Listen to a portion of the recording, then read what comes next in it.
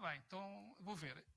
Felizmente, o primeiro texto que eu li, o expresso dessa semana, tinha um texto muito interessante. E eu vou tentar ler, não ler todo, porque o texto até é relativamente extenso, mas fala sobre a marca. Os empregos para toda a vida acabaram.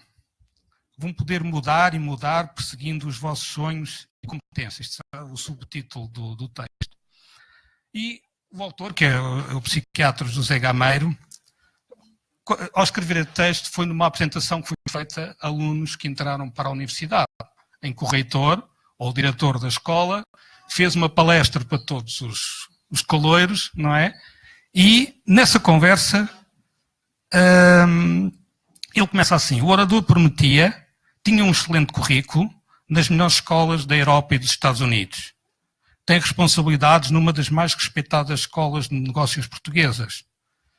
Não estava à espera de um discurso tão brilhante como o do Steve Jobs, há uns anos em Stanford, mas esperava uma reflexão sobre os caminhos do futuro e sobre a vida. A vida como um todo, e não apenas a pequena parte profissional que nos ocupa uma grande parte do tempo. Começou bem. Vocês vão ter um mundo de oportunidades, com acesso à informação, como nunca tivemos, que cabe no pequeno ecrã de um telemóvel. Os empregos para toda a vida acabaram. Vão poder mudar e mudar, perseguindo os vossos sonhos e competências. Nunca deixem de sonhar. A seguir, a conversa do costume sobre o empreendedorismo e como cada um dos que ali estavam iria ser empreendedor. A coisa começou a ser preocupante. Couto fez uma afirmação muito pouco gongórica, mas infelizmente cada vez mais na moda. Vocês vão ser uma marca. Vão ter características únicas que se distinguem dos outros. E vai ser esta marca que vão ter de vender. Que nos vendemos todos, não tenho dúvidas, e não me faz qualquer confusão. Mas dizer a jovens cheios de ideias e de ideais que eles devem se tornar qualquer coisa apta a competir e eventualmente a dominar um determinado mercado, parece-me pouquinho. Nenhuma palavra sobre a vida, sobre a relação com os outros, o amor e os lutos, nem sequer sobre a ética nos negócios, cada vez mais importante nos dias de hoje. Ouvi o discurso atual sobre o futuro profissional, completamente dominado pela ideia de sucesso, medido pela notoriedade e pela capacidade de ganhar muito dinheiro. Nem uma palavra sobre a relação das empresas com os Estados e a política, uma intersecção complexa e perigosa em países muito dependentes das escolhas do investimento público como o nosso.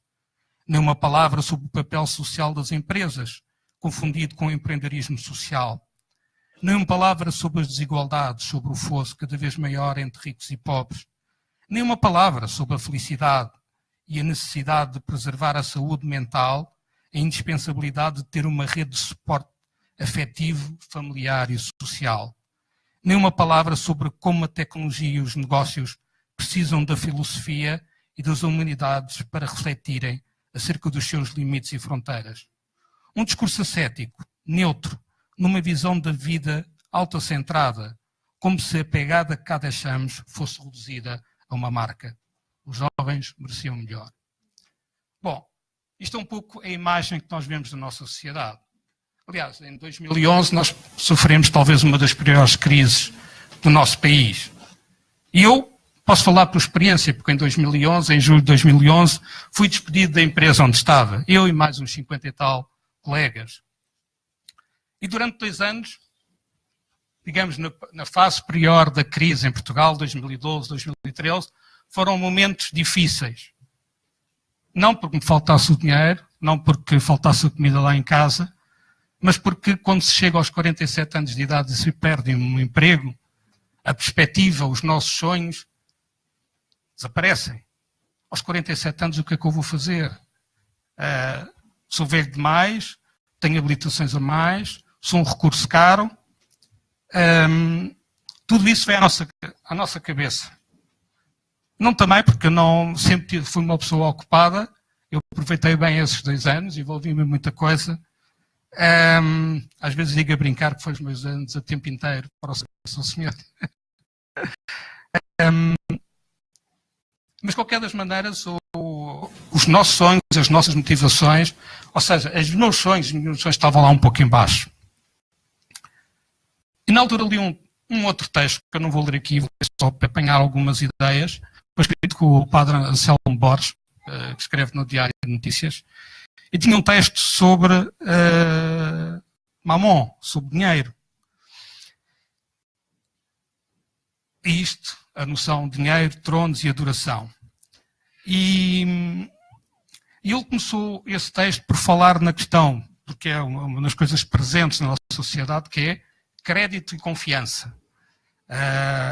Aliás, nunca como hoje, no meio de tanta confusão, nós ouvimos falar tanto em confiança e crédito. Não é? Confiança e crédito. E o que é curioso é que estas palavras vêm do mundo religioso. Okay? Vêm de fides, de fiar, confiar, ter fé, e também de credere, ou seja, de acreditar, de crer, credo, tudo isto. Crédito. Aliás, um dos motivos da nossa crise, a crise financeira de 2008, deve-se ao crédito. Crédito. Não é? Ou seja, em que a nossa sociedade vive à conta do crédito. Aliás, a maior parte dos nossos milionários são milionários porque têm empréstimos para pagar as ações que compraram ou as empresas que compraram. Ou seja, todos fazem falta, utilizam crédito. Agora, o que falta, e faz falta, é confiança e crédito. E a pergunta que o Anselmo Borges fazia na altura no texto é: confiar em quem e no quê? Quem tem crédito e quem concede crédito. Agora, nós precisamos de ir à raiz.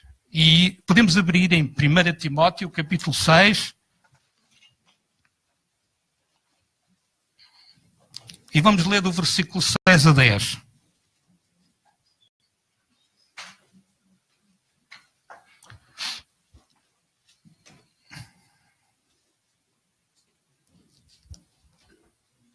Timóteo 6, versículo 6 a 10. De facto, a religião pode até ser uma forma de enriquecimento se for praticada sem motivos em terceiros. Quando viemos ao mundo, não trazíamos nada. E quando fomos embora, também não podemos levar. Nada podemos levar. Se tivermos alguma coisa que comer e com que nos vestir, é quanto basta.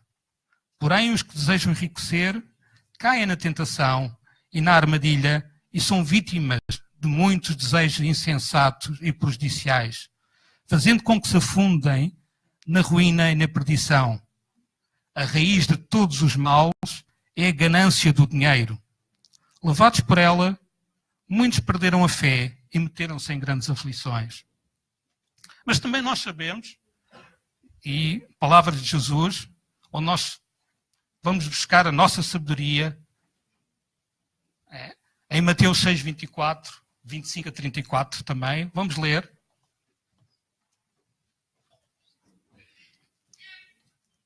E começa logo pelo versículo 24, uma passagem muito nossa conhecida, não é? Ninguém pode servir a dois patrões. Ou não gosta de um deles, estima o outro, ou há de ser leal para um e desprezar o outro. Não podem servir a Deus e ao dinheiro. O Novo Testamento utiliza a palavra nesta passagem como mamon para o dinheiro. E o que é curioso é que só aparece na boca de Jesus. Aliás, a expressão vem do verbo ermin e o significado é crer e aceitar confiadamente. Aliás, como explica o teólogo catalão José Ignácio González Faus, o dinheiro gera uma fé do tipo religioso. Daí a sua incompatibilidade com Deus. Daí Jesus falar nesta diferença de não pode servir a Deus e ao dinheiro ao mesmo tempo. Ou é um ou é o outro. E aqui o problema reside, já o famoso economista Keynes, na sua teoria geral do emprego, do juro e da moeda, falava na questão da segurança. O problema está na segurança. Nós, seres humanos, temos medo do futuro. E, de certa forma, procuramos, através do dinheiro, na confiança do dinheiro, assegurar que o nosso futuro não terá problemas, não é? Ou podemos passar pelo... O que é curioso é que, tradicionalmente, essa missão sobre o futuro, sobre a confiança no futuro, estava confiada à religião. não é? À igreja.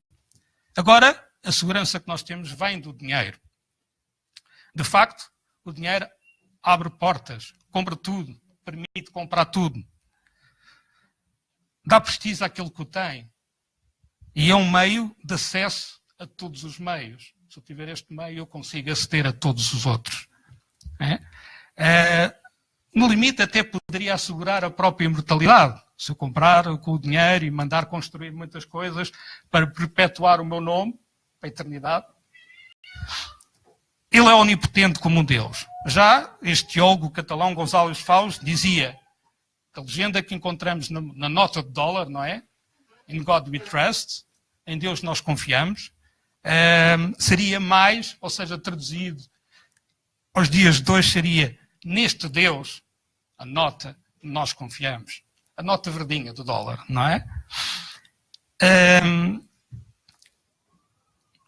Mas, de facto, aquilo que deveria trazer-nos segurança, e nós vemos, ainda estamos sentindo os efeitos da crise financeira, aquilo que deveria trazer-nos segurança trouxe, como se vê, ao quadro em que vivemos. Uma sensação de insegurança global, a sensação de que a qualquer momento podemos perder os nossos empregos. E tudo isto, esta mistura pode levar ao desastre. Aliás, havia esta semana, o Anselmo Borges escreveu um texto também sobre o ateísmo libertino.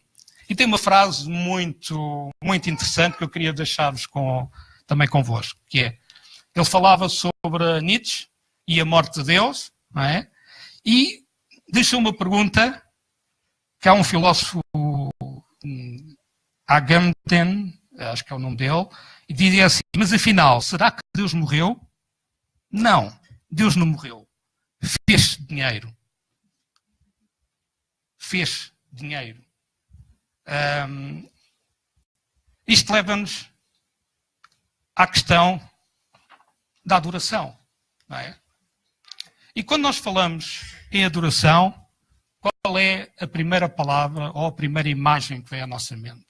Muitas vezes nós pensamos na adoração, se calhar pensamos em Fátima, ou pensamos em Meca, onde juntam milhares ou centenas de milhares de pessoas para supostamente adorar. Seja Maria, seja o que for, seja Maomé, seja Alá. Agora, quando nós adoramos alguma coisa, é como se disséssemos que acima de tudo na nossa vida, nós precisamos daquilo que é o objeto da nossa adoração.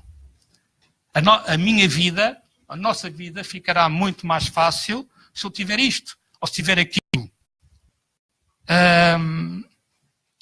O que é curioso é que a primeira instrução que Deus deu ao seu povo nos 10 mandamentos, em Êxodo, podem ler no capítulo 20, a partir do versículo 3, é que os israelitas não deveriam adorar outros deuses. Ele, Deus, deveria ser o único foco da sua adoração. E aqui Deus é muito ciumento, ou seja, eu sou o único, eu sou Deus, é quem vocês devem adorar, não devem adorar a mais ninguém. O próprio Jesus Cristo reforçou esta ideia quando disse que o primeiro mandamento e o mais importante de todos eles era amar o Senhor teu Deus com todo o teu coração, com toda a tua alma e com todo o entendimento. Que encontramos em Mateus 22, 37. Agora, aquilo que encontramos no Velho Testamento, aquilo que vemos Jesus dizer no Novo Testamento, parece apontar que aquilo que nós adoramos, o objeto da nossa adoração, é algo que é importante para Deus. Agora, podemos perguntar, porquê a razão? Qual a razão de Deus se preocupar com o motivo ou com a razão da nossa adoração?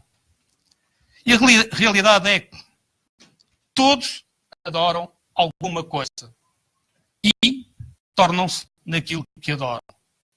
Todos nós adoramos alguma coisa e tornamos-nos naquilo que adoramos. Mas, por outro lado, como todos adoram alguma coisa, também passamos a ser controlados por aquilo que adoramos. Exemplos. Vou-vos dar um exemplo muito simples, muito terra a terra. Em 2010, eu passei a jogar um jogo online chamado Grepolis. Durante um ano e meio eu joguei esse jogo online. E eu Antes de dormir, ia ver como é que estava o jogo. Quando acordava, a primeira coisa que fazia, ia ver à net como é que estava o jogo. Ia para o trabalho, voltava à hora do almoço, ia ver como é que estava o jogo. Chegava à casa, a primeira coisa que fazia era para sair de casa com a família. Aguentem mais, eu tenho que ir ver como é que está. E durante 1 ano e meio joguei desta maneira. E quem joga jogos online e fica um pouco viciado, sente isto. Ou seja no emprego. Eu tenho colegas, o emprego para eles é tudo. Às vezes evitam ir para casa, não sei, porque se calhar têm problemas de família, não estão bem com a mulher, então preferem estar no trabalho. Não é? Pode ser com a nossa esposa ou o nosso marido. Tudo isto são coisas que ocupam o lugar de outras coisas que deveriam ser mais importantes na nossa vida. E o problema é que desde o Jardim do Éden, a humanidade tem o hábito de criar deuses aos pontapés, não é? Nós olhamos para todas as civilizações, então se olharmos para os hindus, que têm milhões de deuses, tudo ou qualquer coisa pode ser um deus. Agora, que por causa da queda, nós acabamos por adorar as coisas erradas. Ou seja, se todos adoram alguma coisa, nós acabamos por adorar as coisas erradas. E porque adoramos as coisas erradas, logo tornamos nessas coisas erradas.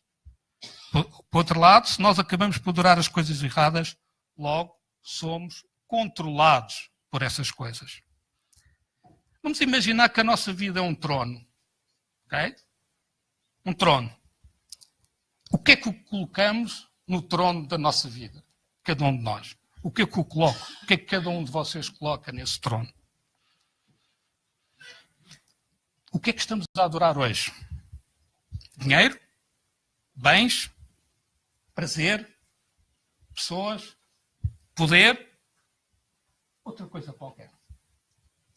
Agora, se estas coisas dominam as nossas vidas, se elas são o nosso principal objetivo de vida, se elas se tornaram em ídolos, em objetos de adoração, então nós nunca nos sentiremos contentes ou satisfeitos, nunca nos sentiremos realizados.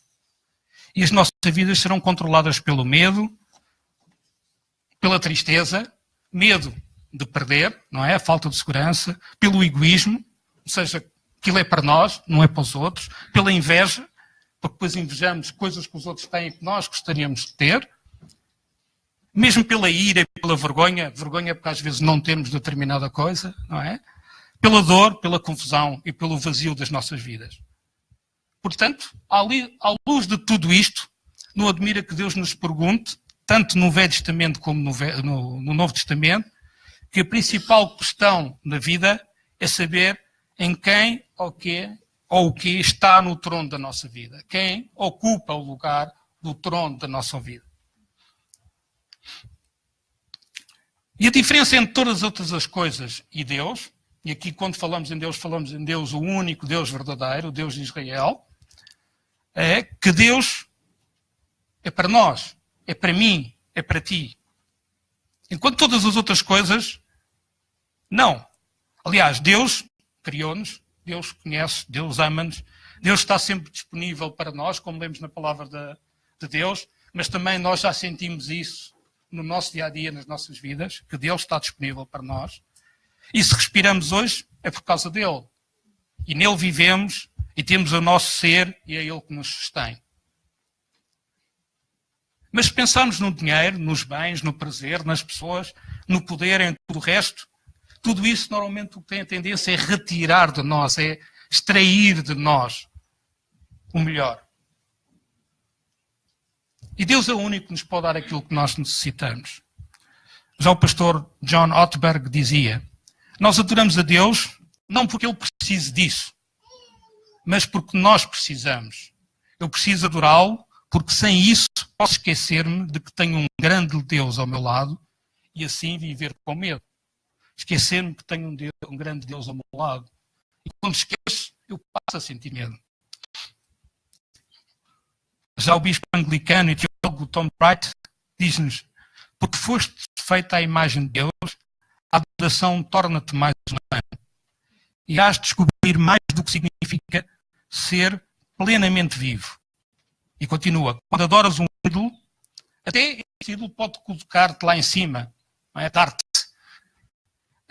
Mas é algo breve, momentâneo, tal como uma droga. Obtém o seu efeito por um preço que tens que pagar. E quando o efeito termina, tu és menos humano agora do que eras no início. E este é o preço da idolatria. E quando Deus é o centro da nossa adoração e o centro do nosso foco, então tornamos-nos mais humanos, mais vivos, mais realizados, mais satisfeitos. Porque nos relacionamos com o Pai, o nosso Criador.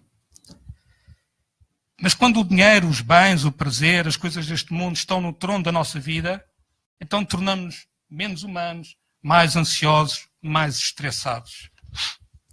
Vamos abrir em João 4 e vamos ler a partir do versículo 21 até ao 24. E aqui em João 4 nós vemos Jesus a falar com a mulher samaritana junto a um poço. E Jesus fala-nos acerca da adoração verdadeira, da adoração genuína e autêntica. João 4.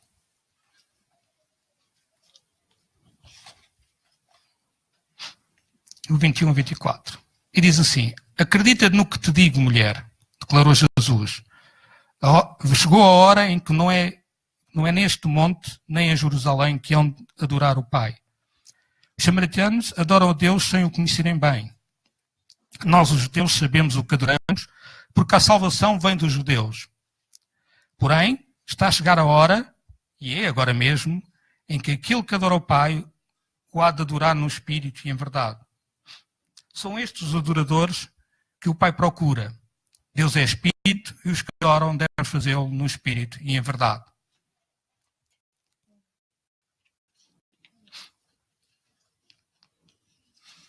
E para terminar, só queria tirar com 3 pequenas ideias desta passagem. Há 3 elementos de adoração que encontramos nesta passagem. E podemos resumi-los desta forma. Um elemento superior, um elemento exterior, um elemento interior. O elemento superior é o nosso reconhecimento de que a prioridade da nossa adoração é a nossa intimidade com Deus. A nossa intimidade com Deus. Eu gosto muito daquele hino, o coro do Matt Redman sobre o centro da adoração, que é a pessoa de Jesus Cristo, tem a ver com a intimidade. O elemento exterior da adoração é sobre o nosso reconhecimento de que o propósito da adoração, da nossa adoração, é tornar a paixão de Deus a nossa missão. Aquilo que apaixona a Deus deve ser a nossa missão neste mundo. E a nossa adoração deve demonstrar, deve reconhecer isso. E por último, o elemento interior da adoração é sobre a nossa transformação pessoal. Ou seja, o nosso relacionamento com Deus, na nossa adoração, deve trazer transformação à nossa vida. Nova vida. E isso é importante. Se queremos ter uma verdadeira adoração, é necessário termos intimidade com Deus, devemos assumir a paixão de Deus como a nossa missão e devemos ter transformação interior na nossa vida. E é por esta razão que o apóstolo Paulo escreveu as palavras que podemos ler em Romanos 12, 1 a 2. Podemos abrir. Vamos terminar com esta leitura.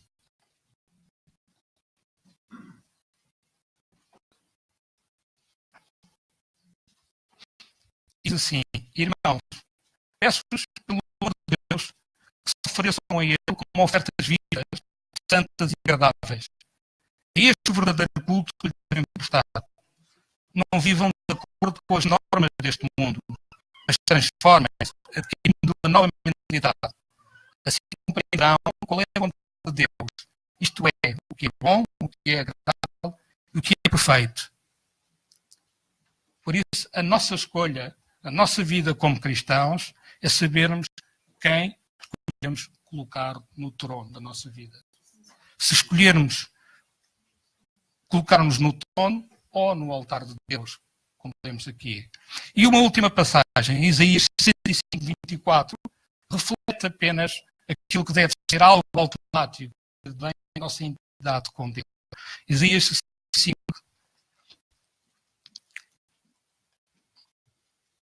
24.